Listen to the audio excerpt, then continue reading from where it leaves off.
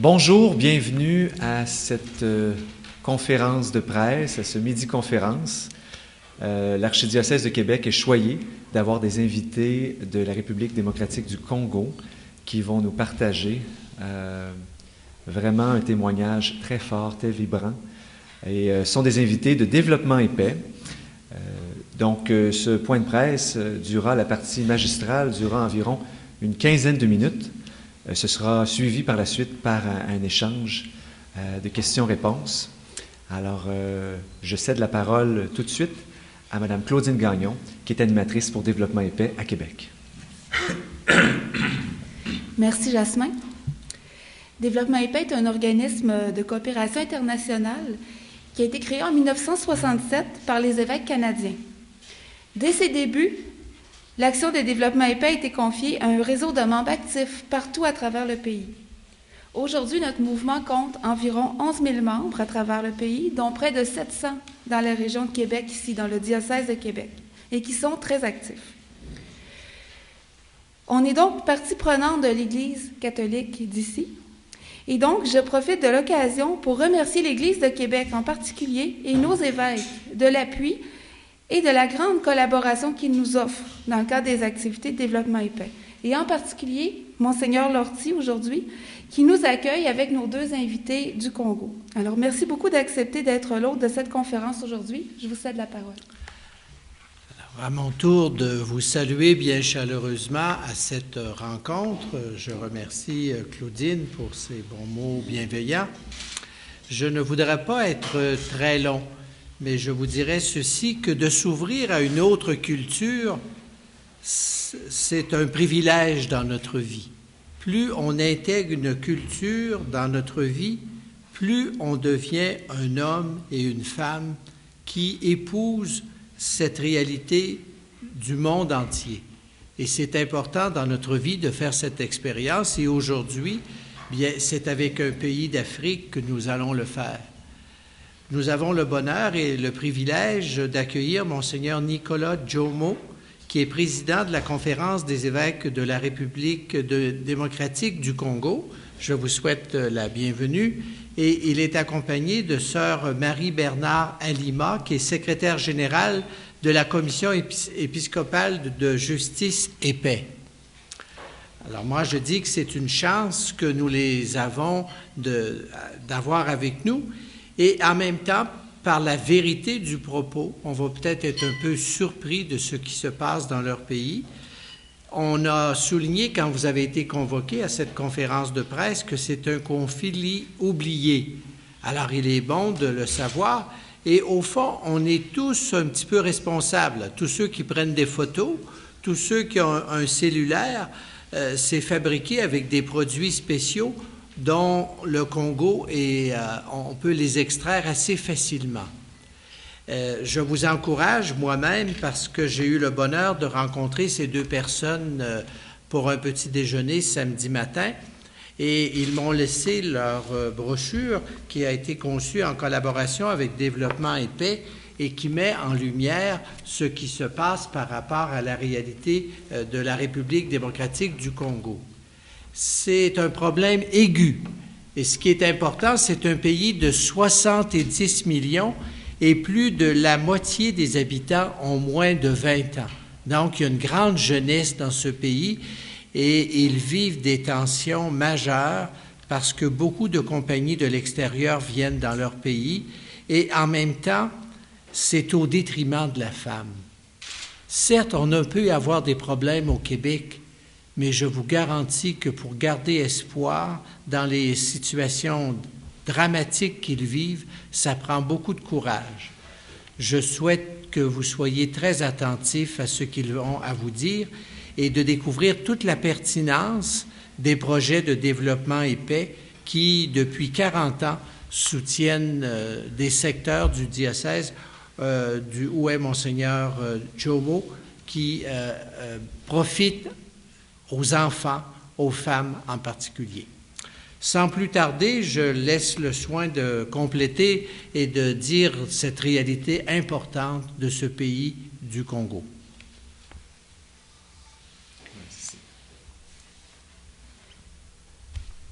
Merci, Monseigneur Lortie. Donc, on vous présente à l'instant Monseigneur Jomo, Nicolas Jomo Lola, évêque de Tchoumbé, président de la Conférence des évêques de la République démocratique du Congo, et Sœur Marie-Bernard Alima, qui est membre de la Congrégation des Sœurs de Saint-Joseph de Calémie et secrétaire générale de la Commission épiscopale Justice et Paix. Ces deux personnes s'intéressent grandement aux questions humanitaires et aux défis de la promotion des droits humains et du développement intégral de leur peuple.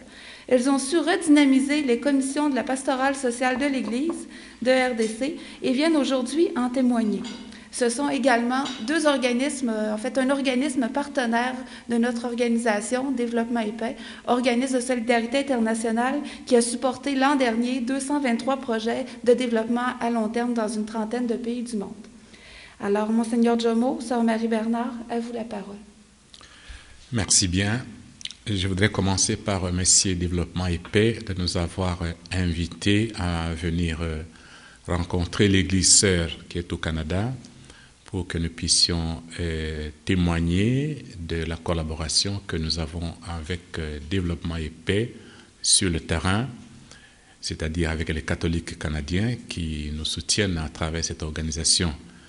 Et je remercie en même temps Monseigneur Lortie qui est avec nous, qui nous accueille au nom de ce diocèse, au nom de tous les évêques de la conférence des évêques catholiques du Canada.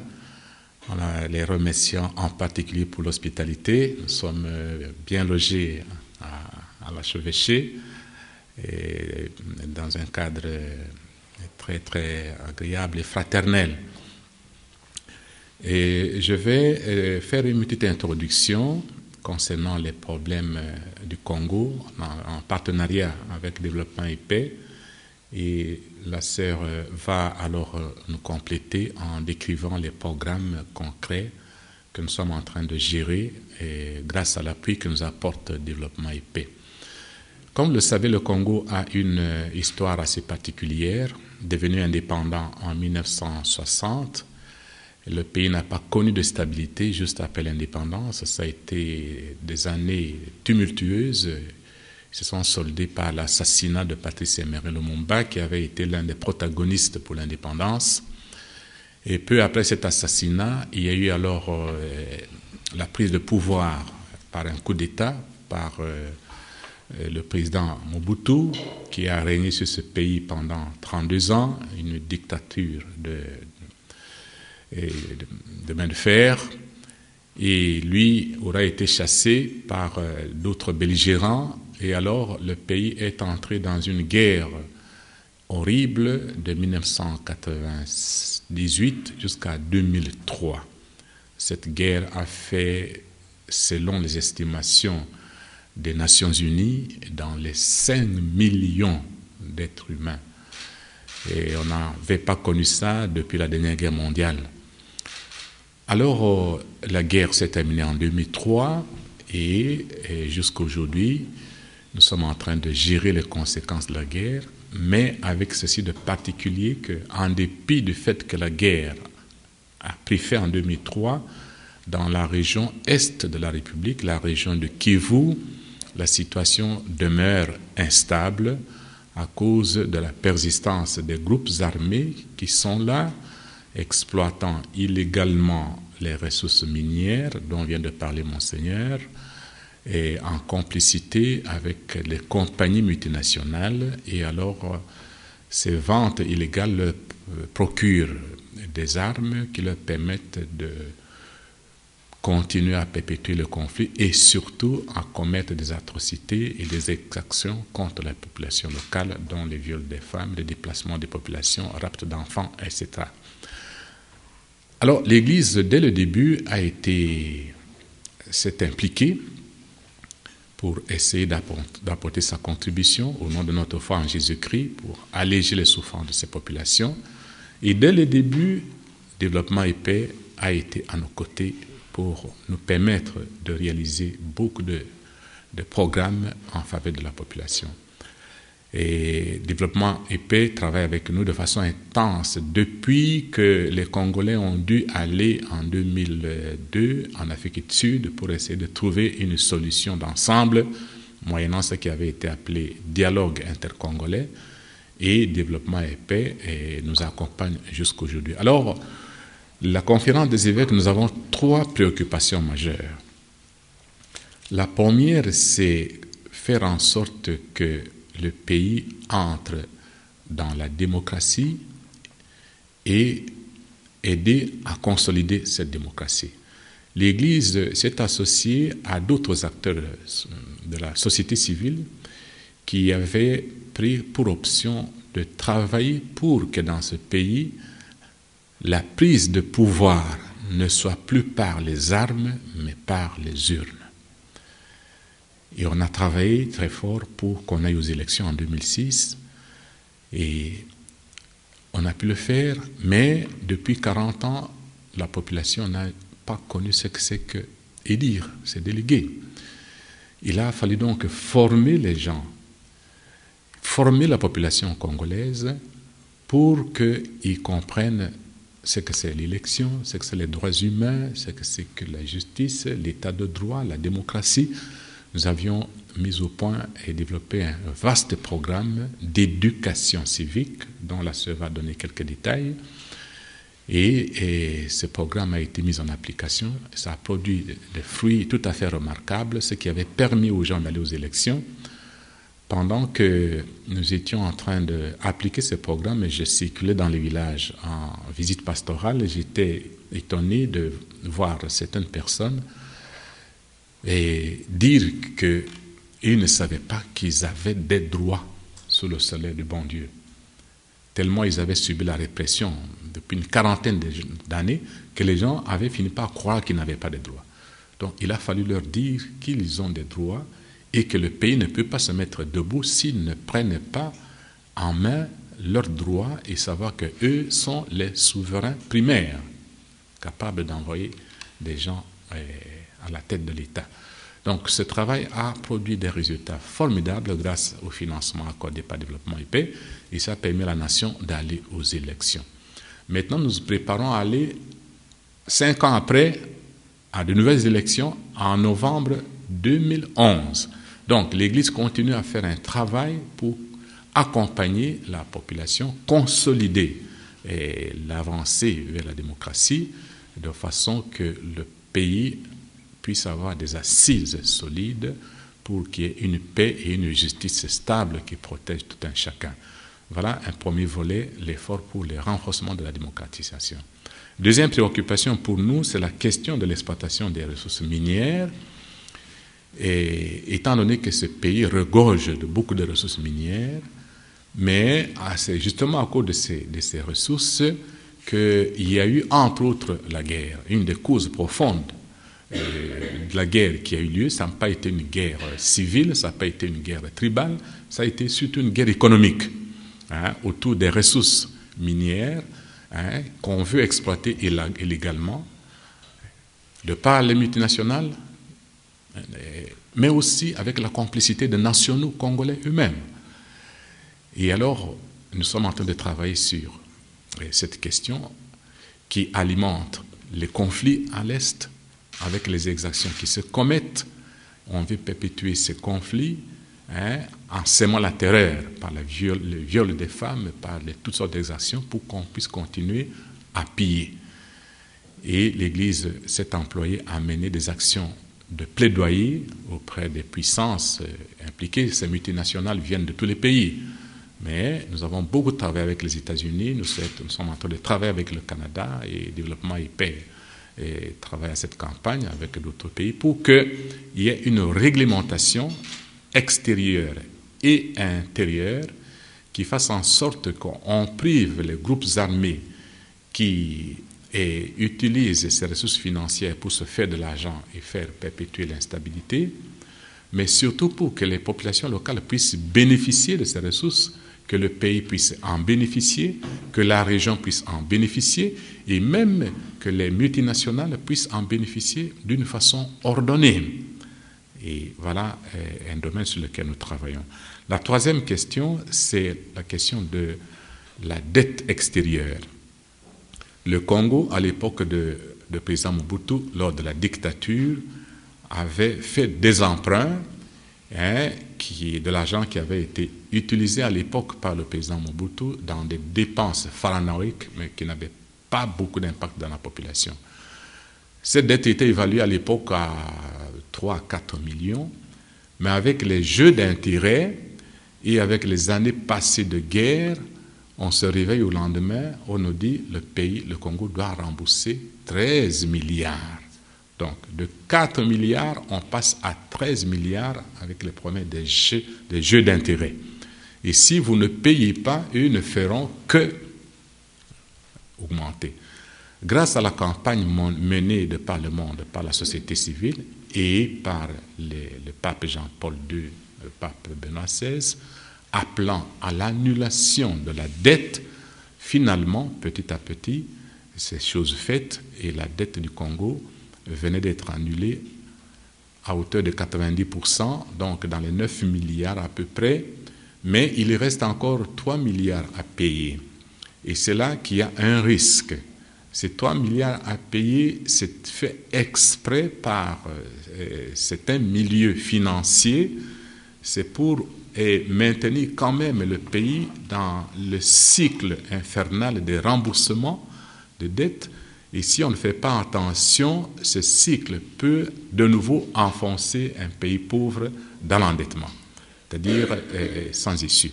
Alors, nous en appelons à l'annulation totale de la dette.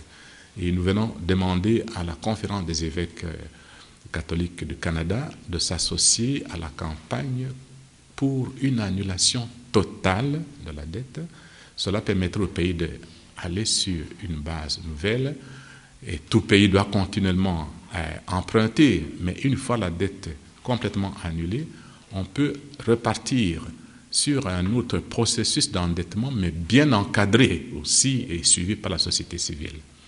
Et voilà l'une de nos dernières préoccupations. Et Développement et Paix nous accompagne dans toutes ces préoccupations. Et je vais passer la parole à Sœur Marie-Bernard pour vous exposer quelques programmes touchant l'un ou l'autre domaine. Merci bien. Merci beaucoup pour la parole. Merci aussi pour cette opportunité que vous nous offrez pour que nous puissions partager avec gratitude vraiment les projets importants que nous réalisons grâce à l'appui de Développement et Paix. Je m'en vais vous parler rapidement du premier projet qui nous a liés avec Développement et Paix, comme l'a si bien évoqué Monseigneur. C'est pendant le dialogue intercongolais, au fait, pour mettre fin à la guerre. Il y a eu des rencontres entre les chefs rebelles en Afrique du Sud. Et à l'issue de ces rencontres, ils ont signé des accords de paix. Des accords de paix qui annonçaient alors le début d'une transition politique dont l'objectif était l'organisation des premières élections. Des élections pour en finir avec la crise de légitimité, des élections aussi pour réunifier le pays parce que le pays était divisé entre une zone occupée par plus de 50 groupes de milices et la zone qu'on appelait la zone gouvernementale. Dans ce contexte, les femmes étaient, et comme elles sont encore aujourd'hui, doublement victimes des atrocités. Victimes comme tout le peuple congolais, de la violence, de la guerre, de la famine, du déplacement, mais aussi des violences, je crois que vous avez suivi dans les médias, les violences faites aux femmes qui ont été utilisées comme armes de guerre. Curieusement, ces femmes doublement victimes n'étaient pas directement impliquées dans le processus de paix. C'est alors que dans ce contexte, avec l'appui de Développement et Paix, nous avons organisé la formation des femmes leaders pour la paix. Nous avons rassemblé un groupe d'une vingtaine de femmes en provenance des provinces, des territoires, et sont venues apprendre pendant 9 mois quelle est la valeur ajoutée Quelle est la particularité de la femme? Quelle est sa contribution en tant que femme dans la promotion de la paix? Et comme c'est vraiment symbolique, pendant 9 mois, elles ont suivi cette formation et aujourd'hui, on peut se réjouir du résultat de ce travail-là. Ces femmes, aujourd'hui, elles apprennent, elles ont des centres de formation pour jeunes filles et pour les mamans. Elles ont des grands projets qui montrent un peu quand la femme s'engage. Chez nous, on dit la femme, c'est la maison. Il y a un groupe qui est organisé autour d'un grand projet appelé « Un toit pour toi, femme ». C'est-à-dire, là où il y a une femme, il y a la famille, il y a l'unité. Elles ont acquis des terrains de 2 fois 80 hectares et elles sont en train de construire des maisons. J'étais là dernièrement, il y avait 10 maisons qu'ils avaient déjà finies et une vingtaine en construction. Initiative des femmes, sans une contribution extérieure, sinon la base, c'était la formation qu'elles avaient reçue. À côté de ça, ces femmes ont été capables de proposer à notre gouvernement un programme d'éducation à la paix au niveau universitaire, parce que ça n'existait pas. Alors ils ont dit, Marie-Bernard, nous avons suivi la formation, mais toutes ces valeurs ne doivent pas rester dans le domaine du privé, comme on dit toujours, le travail des femmes, c'est dans le privé, mais nous devons institutionnaliser ces valeurs. Nous devons les intégrer dans les institutions de formation. Et nous nous sommes enfermés.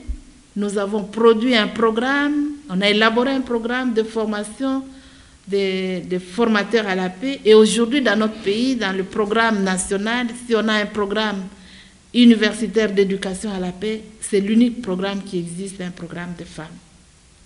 Et en ce temps-là, nous avons alors créé des institutions. Par exemple, à Lubumbashi, il y a un institut facultaire avec option éducation à la paix. C'est un institut qui pratique ce programme pour former des éducateurs à la paix. Il y a d'autres institutions qui se créent. Cette activité, à côté de cette activité, il y a alors le grand programme d'éducation civique électorale pour un peuple qui n'avait aucune expérience des élections après colonisation, dictature. Il fallait envoyer ces gens choisir des dirigeants. Mais comment alors choisir des dirigeants quand on ne sait même pas c'est quoi la démocratie? Quand on a un système 1+4, à ce moment-là, nous avions un président et 4 vice-présidents. C'est-à-dire, après les accords, il fallait que chaque groupe rebelle, représentant de chaque groupe rebelle, qu'il occupe un poste pendant la transition avant d'arriver maintenant aux élections. Et donc, parmi le président et les 4 vice-présidents, la plupart étaient des chefs rebelles. Et il n'y avait aucune volonté politique d'en finir avec le système parce qu'ils pensaient qu'ils gagnaient un peu plus en État. Effectivement, ils avaient beaucoup de privilèges. C'est en face de ce grand défi d'un peuple qui n'est pas préparé, qui n'a aucune expérience des élections et des dirigeants qui ont pris les armes pratiquement des belligérants, qui pensaient vraiment qu'ils étaient récompensés par ce système 1+4 et qui ne voulaient pas abandonner. Alors là, l'Église a levé l'option, s'est décidé de s'engager par l'éducation civique des populations afin de de constituer une pression positive. C'est-à-dire quand le peuple est informé, il peut prendre ses responsabilités. Et c'est ce qui a été fait. Et dans ce contexte-là, Développement et Paix est venu à notre secours par son appui financier, mais aussi par l'expertise. Je sais qu'on est resté quelques semaines avec les membres de Développement et Paix pour nous apprendre comment élaborer le matériel de formation et d'éducation civique. Parce qu'il faut atteindre une large, vraiment, partie de la population qui est analphabète. Et donc, à travers les affiches qu'on a produites, nous pouvions atteindre et ceux qui savaient lire et ceux qui ne savaient pas lire. nous avons formé plus de 100 000 animateurs locaux que nous avons déployés dans tout le pays. Pendant l'observation électorale, nous avons déployé plus de 50 000 observateurs. C'était le réseau le plus important. Et comme résultat, les élections se sont passées dans le calme, avec beaucoup de dignité et de responsabilité. Et c'est ce qui nous a permis justement de mettre en place des institutions. Aujourd'hui, nous avons quand même un parlement au niveau national qui fonctionne. Il y a des députés qui ont été élus et des députés au niveau provincial. On n'a plus un système 1+4, mais nous avons un président de la République. Donc, on est rentré quand même dans un fonctionnement, je dirais, normal, d'un pays normal, qui quitte toujours l'exception, mais pour rentrer maintenant dans un fonctionnement normal. Mais c'est une démocratie qu'il faut alors consolider. Voilà pourquoi, après les élections, on ne s'est pas limité seulement à nous ranger derrière des individus qu'il fallait choisir. Nous avons développé d'autres programmes avec l'accompagnement de développement et paix. Nous avons opté pour la gouvernance participative. Comment les populations qui ont acquis un espace de pouvoir grâce aux élections pouvaient effectivement participer à la gestion de la chose publique. Et nous avons donné priorité à l'aspect organisationnel. Il fallait alors que les communautés soient organisées. Et nous avons créé ce que nous appelons des comités locaux de gouvernance participative. Et ces comités, nous avons plus de 2500 comités locaux de gouvernance participative qui se réunissent autour des problèmes d'intérêt communautaire. Et c'est grâce à ce réseau-là qu'on a influencé même différents programmes, même du gouvernement. C'est-à-dire, à ces comités, nous avons demandé non seulement de mener des analyses sociales, mais aussi de dégager des grands défis. Et parmi les grands défis que ces comités nous ont envoyés, c'est la question de la corruption.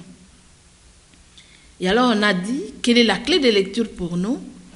La porte d'entrée, c'est que par rapport à la corruption, pour que les gens puissent comprendre l'importance de lutter contre la corruption et mesurer aussi l'impact du travail que nous allions commencer, qu'on ne pouvait plus se limiter seulement à dénoncer la corruption, mais qu'il fallait aussi annoncer le bienfait de lutter contre la corruption. C'est ainsi que nous avons choisi le domaine de la fiscalité. C'est la lutte contre la corruption par le civisme fiscal. Nous avons mené des activités au niveau des marchés, des enquêtes pour voir comment l'argent perçu au marché, ça semble banal, mais c'est ça la réalité. Donc, comment est géré l'argent perçu dans les différents marchés. Et à partir de cette enquête, nous avons mis en place des comités locaux de gestion des taxes perçues au marché, en collaboration avec la commune. Et il y a des résultats. Il y a par exemple un marché où il n'y avait presque rien, et pourtant chaque matin, les gens, même s'ils n'ont pas de travail, mais chaque matin, ils payent quand même quelques taxes pour pouvoir étaler ce qu'ils ont étalé dans les marchés. Mais le soir, il n'y avait rien dans la caisse. Et en collaboration avec la mairie d'une ville, de la ville de Kananga, nous avons proposé des mécanismes de contrôle. Et ces membres de Justice et Paix ont collaboré effectivement avec les agents de la mairie. Et au bout de quelques semaines, ils ont obtenu quand même $5,000. Pour nous, $5,000 pour un petit marché, c'est beaucoup. Et ces $5,000 ont servi à réhabiliter alors le marché. Ils ont acheté des tôles. Et donc, c'est un vaste programme qui est maintenant repris par le gouvernement lui-même. Et nous avons un comité conjoint. Et il y a beaucoup de résultats assez positifs qui nous permettent d'espérer.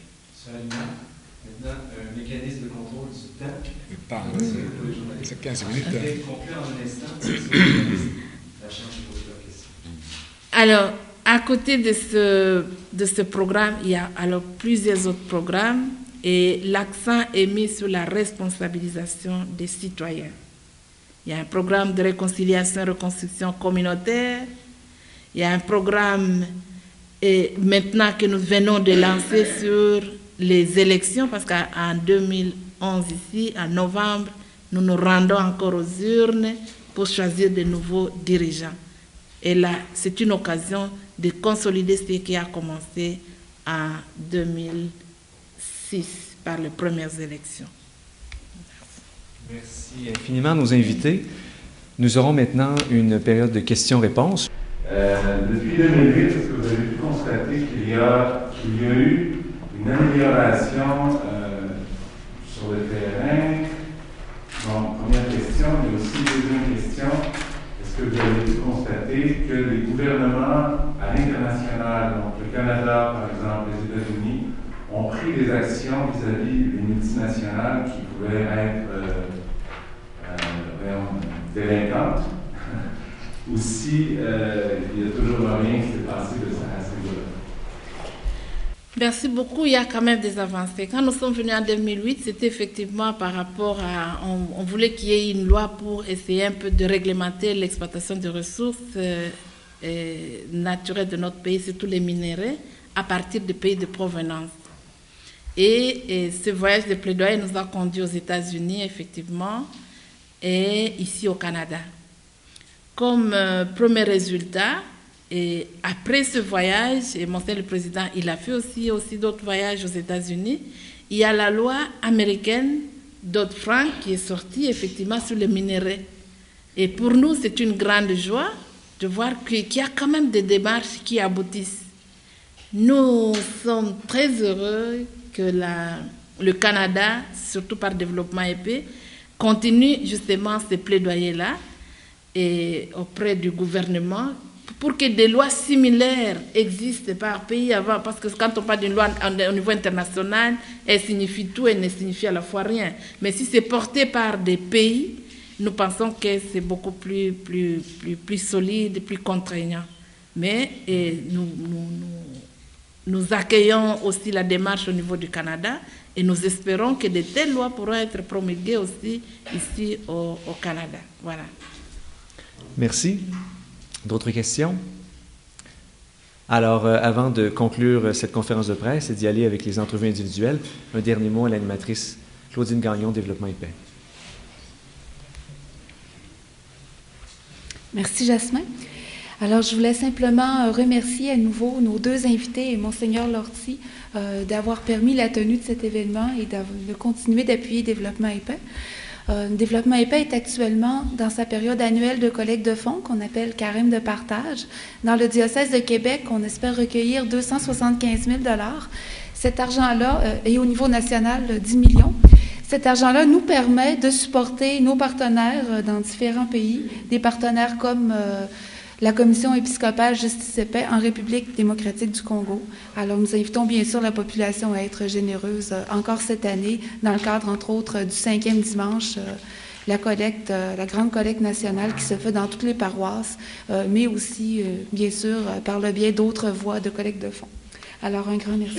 Peut-être un petit mot sur la brochure qui est au fond une bande dessinée pour des jeunes. Alors, on est tous un peu jeunes, ce qui nous permet aussi de nous sensibiliser rapidement à la situation et ça permet à des jeunes justement de s'ouvrir sur des réalités sociales importantes pour corriger des injustices. Et pour ceux qui soutiennent les jeunes, à la fin, vous avez aussi des notes très simples qui nous permettent d'avoir une bonne situation des commentaires qui ont été faits par les deux personnes originaires du Congo, de façon à mieux nous sensibiliser à cette réalité délicate. Ça vaut vraiment la peine pour nous ouvrir à des situations d'injustice et comment on pourrait nous aussi être partie prenante pour corriger ces injustices, ne serait-ce qu'en soutenant les initiatives de développement et paix.